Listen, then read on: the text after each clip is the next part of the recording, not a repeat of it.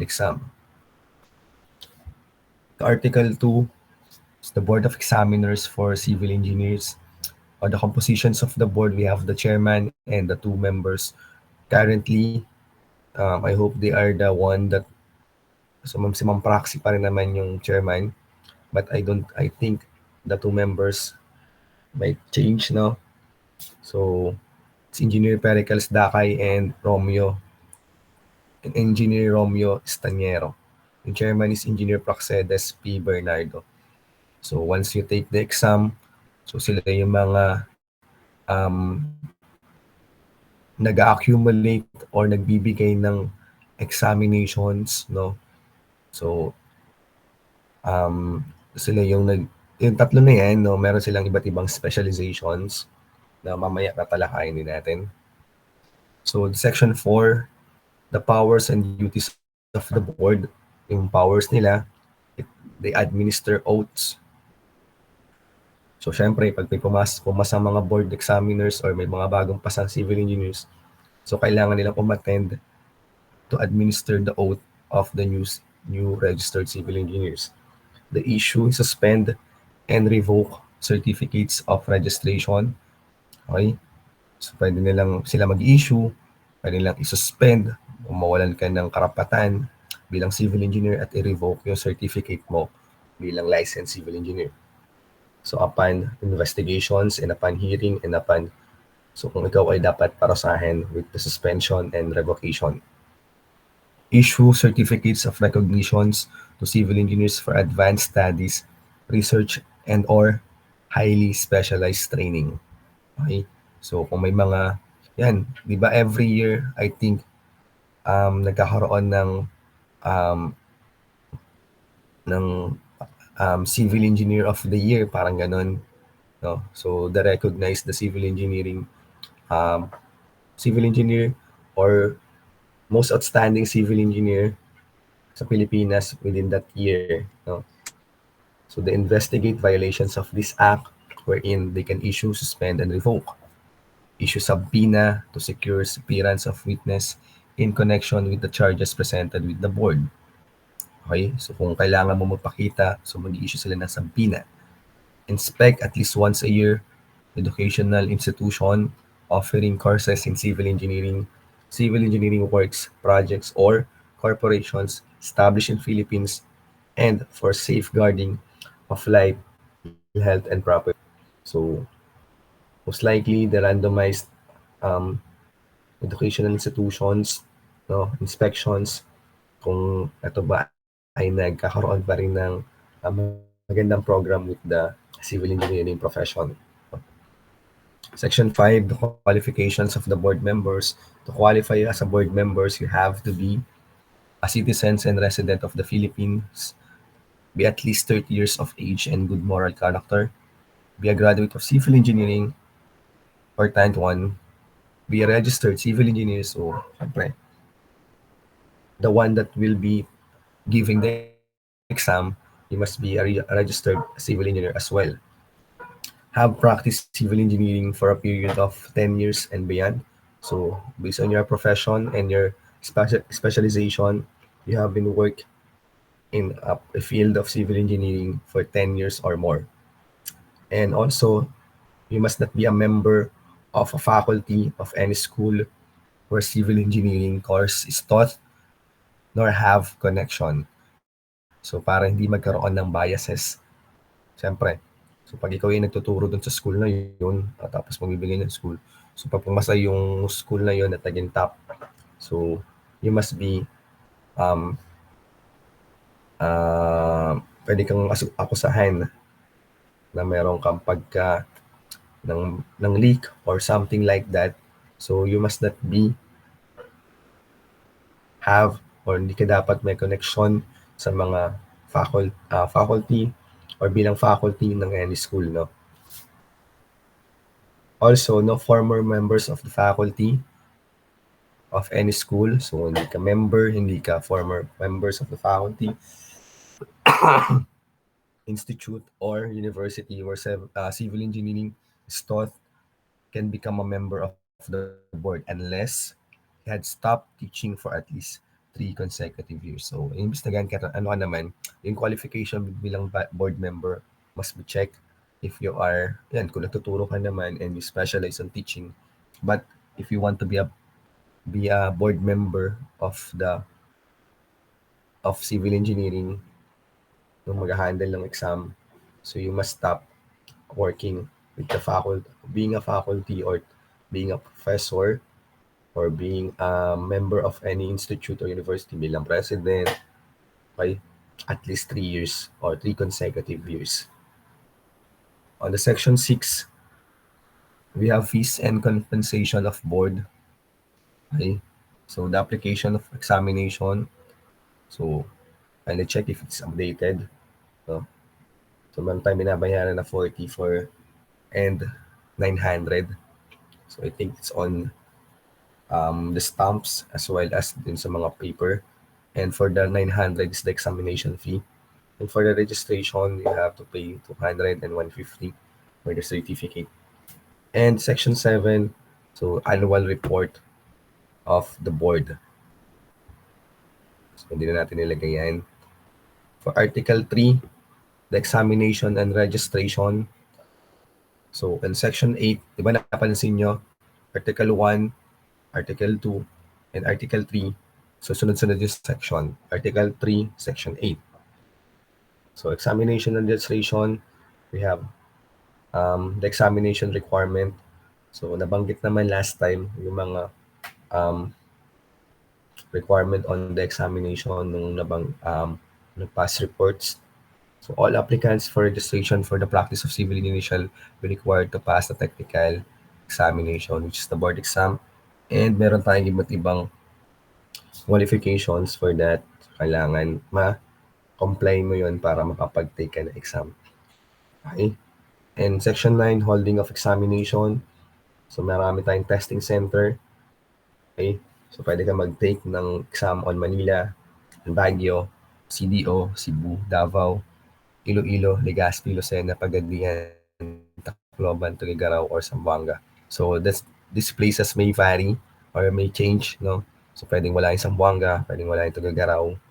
Okay? So depending on what will be the turnout of the examinees, kung mag-hold sila na examination on those places. So the schedule, okay. So dati February and August, but today it falls on April or May, and hindi pa naman nagbabago yung November. Okay? So May and November. So last time it's April, ngayon in November, no? So last week lang nagkaroon ng result, last Saturday, I think. Nagkaroon ng result yung newly takers of the Civil Engineering Board exam or the licensure exam for civil engineers. On the section 10, ito na yung binabanggit ko kanina na specialization of the boards. So, meron 3 parts of the exam covering math. Okay, ito yung tinatawag na MSTE. Then we have hydraulics. So, yung surveying, included yan sa MSTE. So, mathematics surveying. So, dun sa law, included pa sa dito. But for now, it's tinatawag na natin yung second part. Yung first day, composed of mathematics and surveying. Yung pangalawa, yung panghapon naman ng first day is hydraulics and geotechnical engineering. Covering of the fluid, hydro, okay, and geotechnical engineering. And for the second day, it's the design and construction or tinatawag natin siyang PSAD or PSAD. Okay? So, the trend of the exam, most likely, nagta-transition na siya in computation and nagkakaroon na ng bagong input on actual construction. So, meaning may mga terms na ini-include or meron ka na dapat alam on the field itself. Okay? So, dapat tinuturo na sa inyo yung mga iba't ibang terminologies on management, on construction management, on laws. So, pwedeng lumabas yan. Okay? So, yung mga equipment, yan. Lumalabas na yun, guys. No? Hindi lang siya purely computation. So, you have to be aware of the surrounding and you have to be aware of your minor subjects, no? Kasi ini-include na nila yung management, yung construction. Okay? So now, I think, so 2019 pa naman tong PowerPoint. So today, the item is 75 for all the parts of the exam. So mas konti na siya. But on my time, it's 100. So ganito yun ah. So you have to pass all the exams, no? So you must have 50 at least points sa mga subject. But you have to you have to make an average of 70%. So meaning, hindi ka makakapasa kung ang score mo sa lahat ay 50. Hindi ka pasado nun. Kailangan ang average mo is 70. So, dapat kung 50 ka doon sa isang subject, dapat hindi ka na magkakaroon ng 50 sa susunod. Kasi ang liit na nun chance, di ba? Or wala nang chance kung ma-100 mo ba yung pangatlong subject. So, hindi ka mag-average ng 70 kasi kung ang score is hatiin ng 30, 30, 30, 30, 35, and 35, so wala ka ng chance. Okay? So, you have to average 70%. So, your scores on those subjects must not be below 50. Okay. So, nagkaroon ka nga ng average na 70% on those exams. But you have a score of 49 sa isang subject. Pasado ka ba o hindi? Hindi. Hindi ka pasado kasi meron kang below 50. Okay? Kahit 70% yung average mo sa lahat na nag-take ka na exam, nakita mo, 70 ako ah. Ba't di ako pasado? Kasi nga, baka may score ka ng 49 or less than 50. Okay? So, pero kung ano naman, lahat, sir, 50, 50, 50, di ako pasado. Kaya nga sabi ko kanina, dapat average mo is 70. Okay? Yun yung passing score or passing average of the board exam. Section 11, we have Executive Officer of the Board. So the Commissioner of Civil Service or the PRC shall be the Executive Officer of the Board and shall conduct examination given by the said board. So yung magkakandak lang ng board exam is the PRC. So, sila yung mag-distribute sa bawat testing center ng paper for the exam. And the qualification for examination, ito na yung ano pala, yung qualification for the examinees to take the board exam. So at least 21 years of age. But not totally dati nakapag-take ang 18, 19, 20. Pero ang consequence nun, hindi mo makukuha yung lisensya. So you have to be 21 years of age to have the license. Okay? But not today kasi nga most likely kayo ay mga 2021 na ngayon kasi meron na kayong senior high na pinagdaanan. Siyempre, you have to be a citizen of the Philippines and to be a good, kailangan makakuha kayo ng good reputation para makakuha kayo ng good moral character. Siyempre, kailangan nyo ng at least 2 or 3 good moral character reference or certificate na ibibigay nyo sa PRC. And also, be a graduate of 4-year course in civil engineering. Okay, so you have to complete the curriculum of that school and kailangan makakuha kayo ng TOR na isasubmit na requirements for your PRC. Sa PRC para makatake kayo ng examination. Yan. So, pag-take na yung examination, pumasa kayo, so you have to attend the oath. Kasi nga, yung oath taking naman is important one kasi hindi kayo makapag-apply for the initial registration of the license unless you take the oath, no? So, it's either mass oath taking or individual oath taking on the PRC. Pero most likely, hindi na sila nagpapaten ng individual oath taking. Or pwede naman yung oath taking, kinakandak sila ng PICE. Okay? So, mayroong mga special case na yung oath taking is conducted by the PICE or the Professional Organization of the Civil Engineers, no? So, upon oath taking, siyempre kailangan mo ng yan yung mga ibang requirements. And kailangan naka-corporate attire ka. Okay, so No, totally naman. Basta pupunta ka ng oath-taking and you attend the oath-taking. No? And so, yun para makakuha kayo ng initial registration at makakuha kayo ng certificate and the license. Section 14, the seal and use of seal. Okay, so yung dry seal na pinapagawa natin para um, sign, makapirma, and syempre maselyuhan niyo yung plano.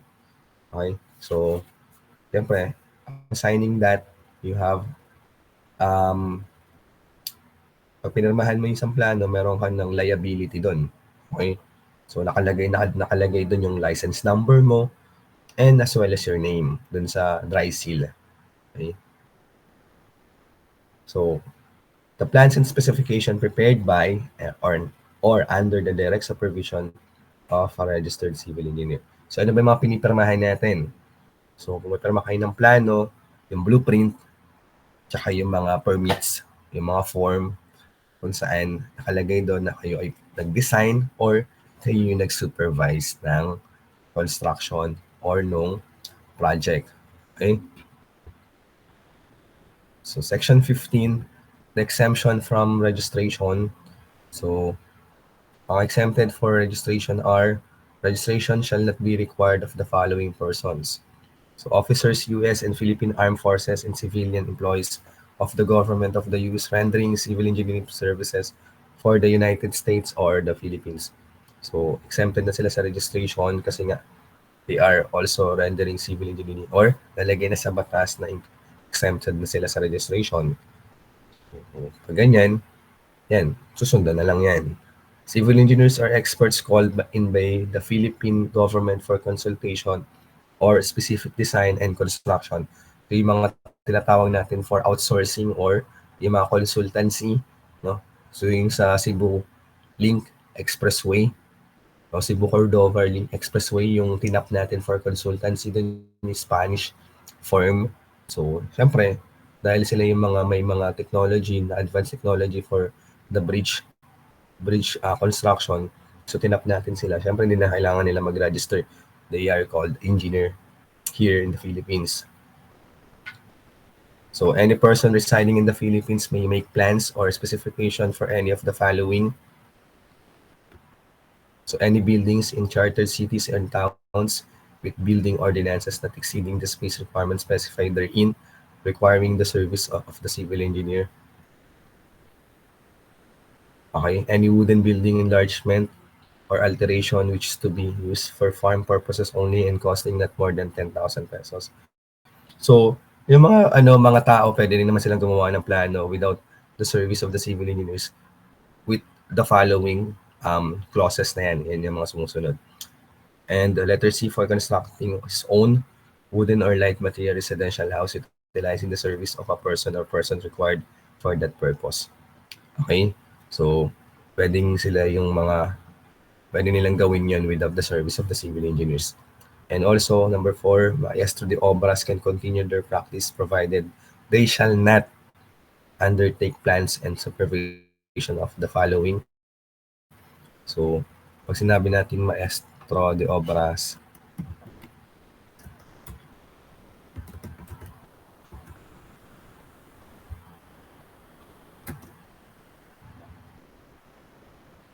okay.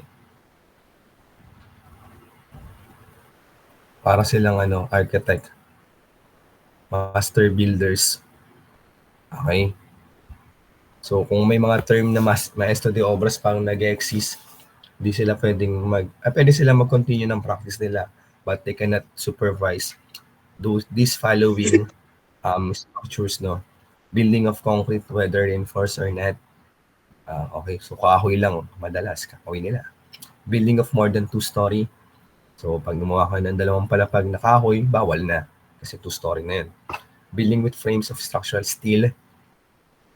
Building of structures intended for public gathering or assemblies such as theaters, cinematographs, stadia, churches, or structures of like nature. And 5, nor shall anything of this act prevent professional architects and engineers to practice their professions. Okay? So, walang sinasabi na may pinagpagawa sa architects or engineers or ibang engineers to practice their professions. No? Section 16, refusal to issue certificate.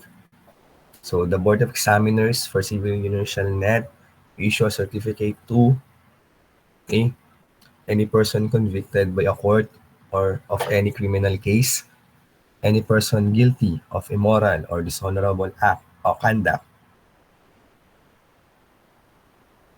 and any persons of unsound mind. So, hindi mabibigyan ng mga certificate ang mga tao na to kung may kaso ka na existing or meron kang immoral or dishonorable conduct, persona non grata ka, ganyan, or um, meron kang problema sa pag-iisip. Okay? Section 17, we have suspension and revocation of certificate. Okay? So, nabigyan ka na ng certificate. It might be suspended and revoked, and pag ginawa mo to, the board shall have the power after due notice and hearing to suspend and revoke the certificate of registration for any cause mentioned in the preceding section. So meaning, pag ginawa mo lahat ng to, habang ikaw ay may lisensya, so pwede kang na masuspend or ma-revoke yung mga certificate. So dalawa yung binibigay guys sa pag pumasa kayo ng exam. Yung certificate na kung saan nakalagay doon, ikaw ay lisensyadong inhinyerong sibil, tapos yung lisensya nyo na yung nasa card. Okay? But ano ba yung primary doon? Ano ba yung pinakamalagang pinakamalagang dokumento? Yung certificate.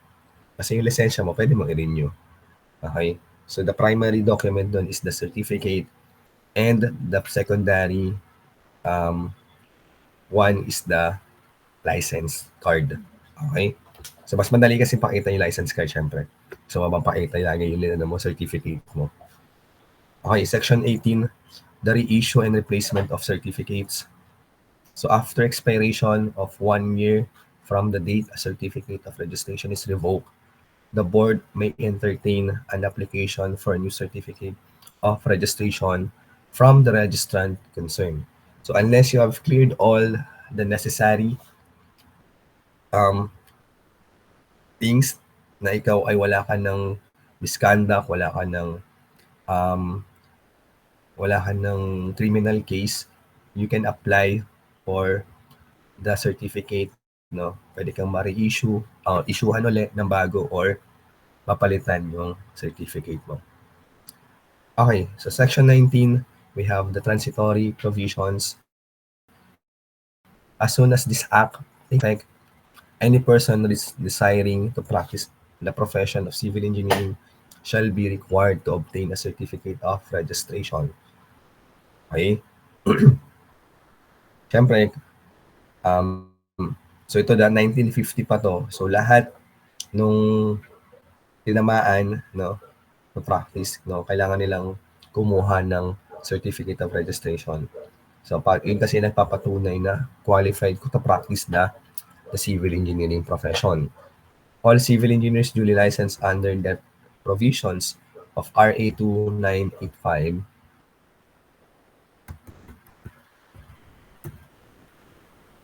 okay, automatically, that at the time this act takes effect, shall be automatically registered under the provisions hereof. So ayon sa pagka-search ko, the act, okay, RA 2985 is the act granting the Manila Chronicle a temporary permit to construct, maintain, and operate. Okay. Okay, so yun so siguro may part ng batas doon ng RA 2985 wherein may mga provisions na habang tinatayo yung mga construction na yon, may mga inassign sila ng mga civil engineers, no? So nung wala pa yung RA 544, so medyo matanda na yung batas, no? So most probably lahat ng mga civil engineers ngayon ay nag-take na exam and sila ay naging registered civil engineer based on the RA 544 content, okay? So all graduates in civil engineering from school, institute, college, or university recognized by the government who have passed the civil service examination for senior civil engineer and have been practicing or employed in the government as such during 5 years are exempted from taking examination.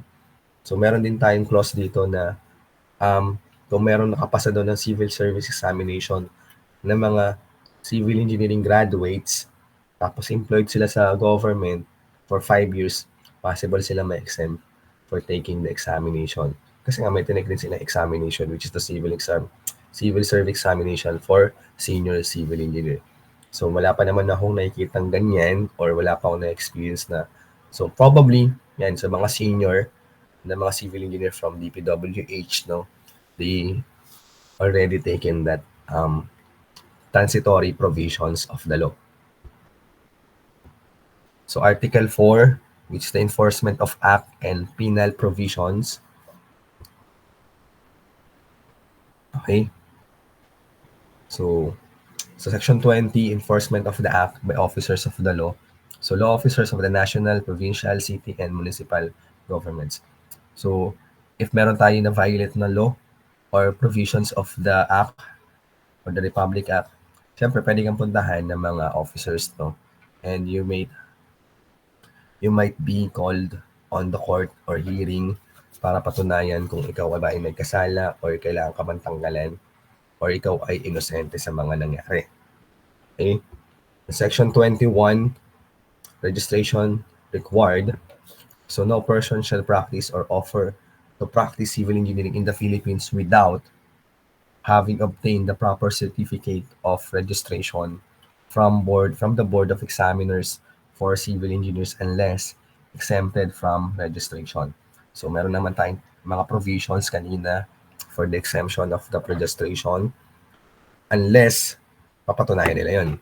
Pero hindi pwedeng isang tao ay gamitin ang pagiging civil engineer kung hindi ka naman sa civil engineer.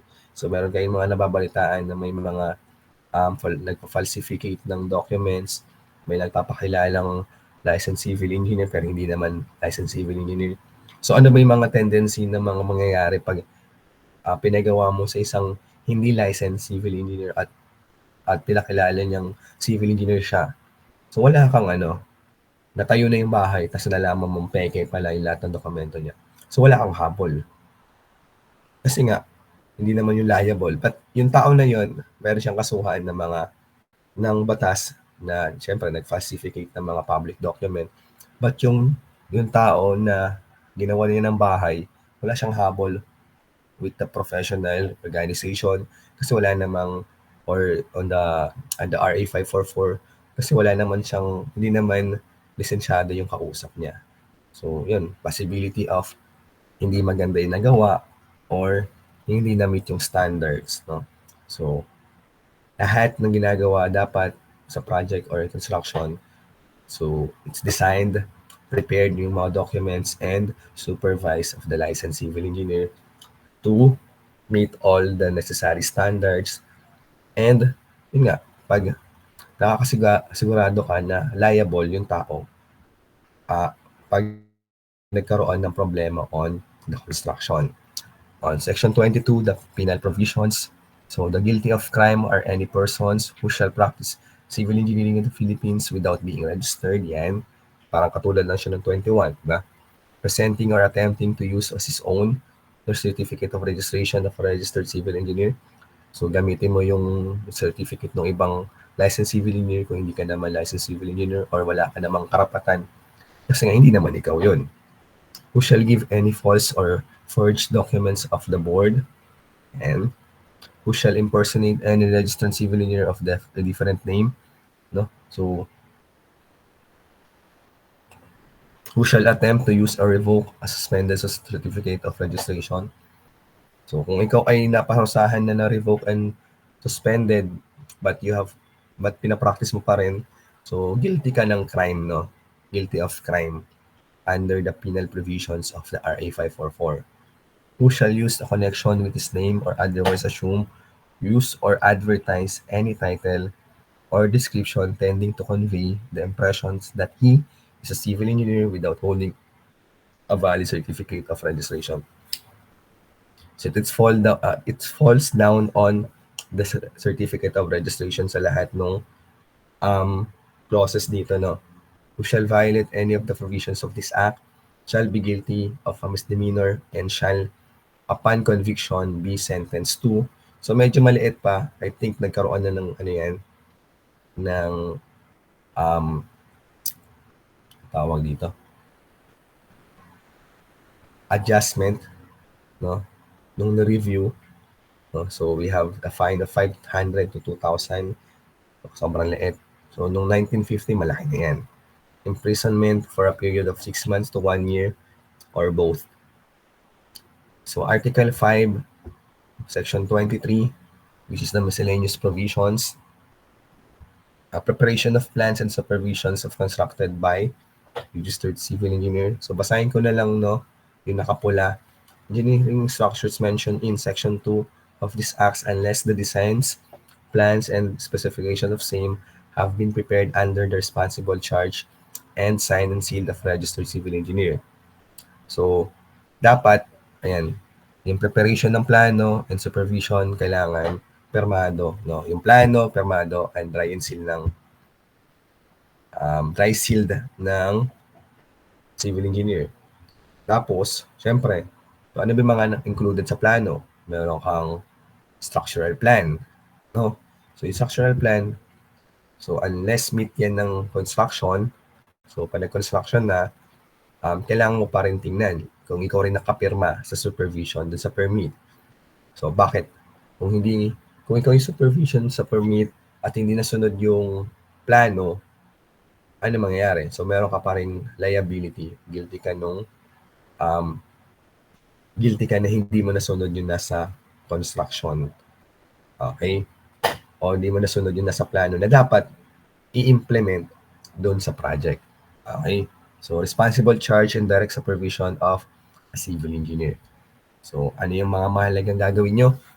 Kailangan, pag nag-design, sure ka na dapat yung dinesign nyo ay tama and naayon, no, sa tibay na kailangan dapat ng structure na yon. Kung bahay yan, dapat kayang-kaya niyang i-withhold yung necessary loads and provisions ng location. Marami kasi yan eh.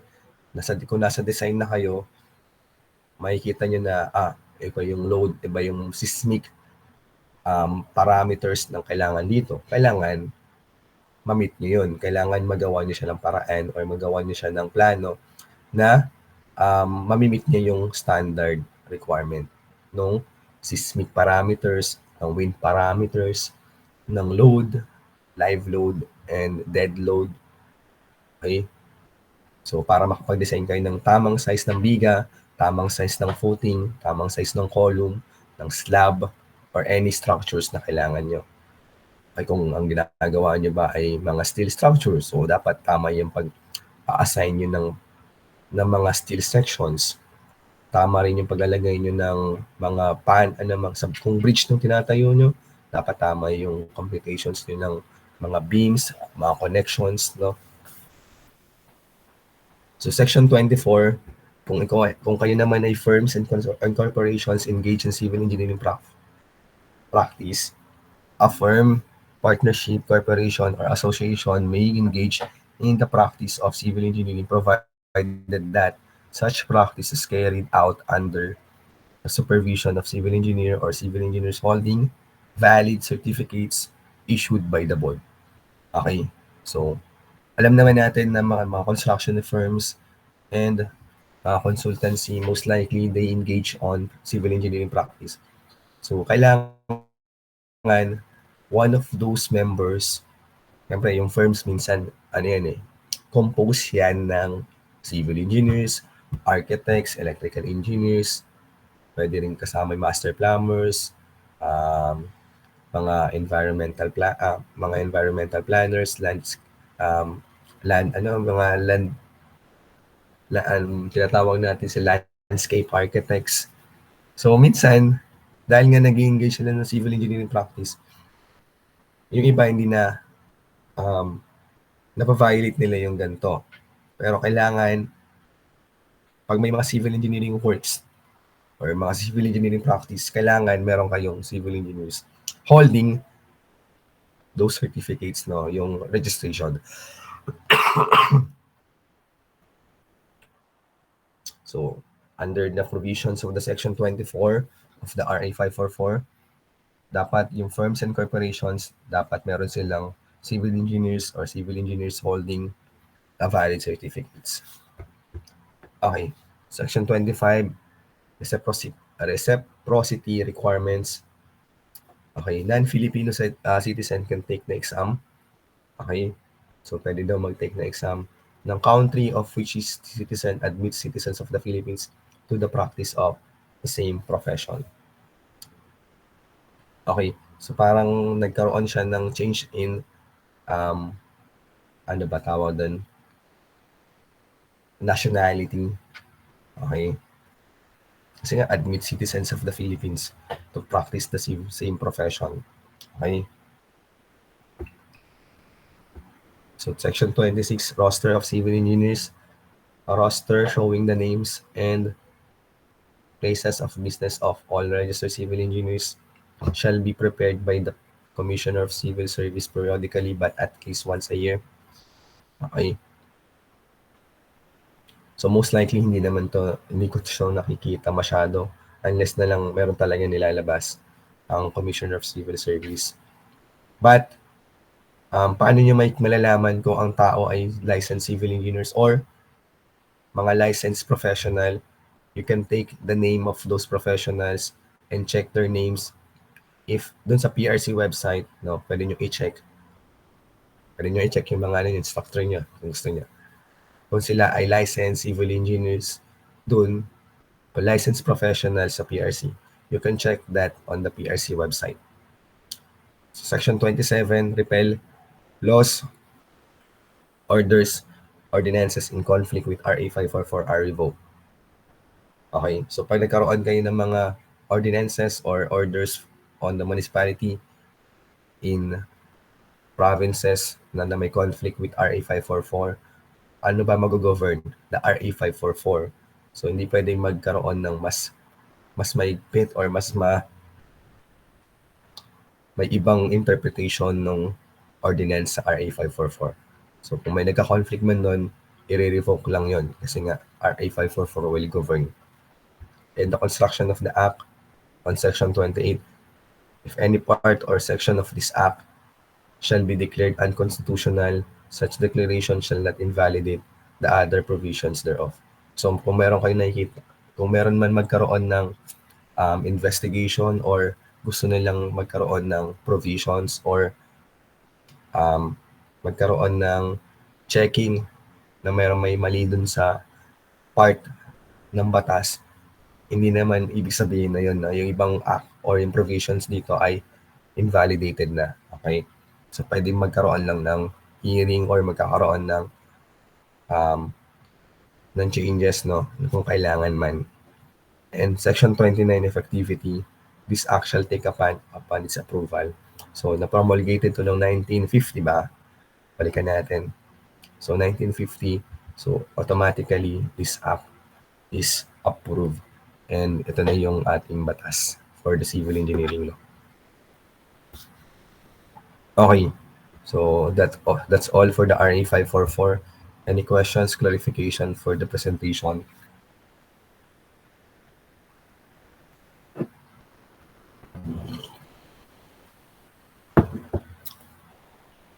Okay, mukhang wala naman. Mukhang nagdi-dinner na kayo.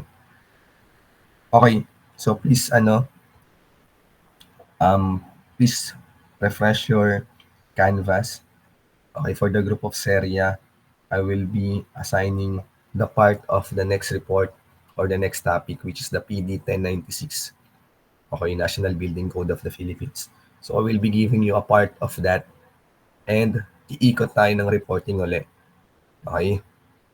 So I will be giving you 20 to 25 minutes each reporter to discuss your part on the PD 1096 and the other topics covered on this final term. So, tingnan nyo na lang yung canvas nyo. So, same same group pa rin naman tayo. So, check nyo na lang sa Canvas if posted na kayo and mag-report na kayo ng topic. So, we have 2 remaining weeks na lang. So, kung hindi abutin o nabitin tayo for the 6 and 13, so, dating gawin, you'll be submitting asynchronous or recording for your report and your exam will be on 20. Okay? So, starting December 20, yung exam. Kasi syempre, bakasyon na. Gusto nyo, isang araw lang tayo para yun lang yung exam nyo, 20. So, any questions? May tanong ba, guys? So, kung wala nang tanong, palakpak na lang. May palakpak pa dito. Yun. Ayan, thank you. Minsan lang mapalakpakan.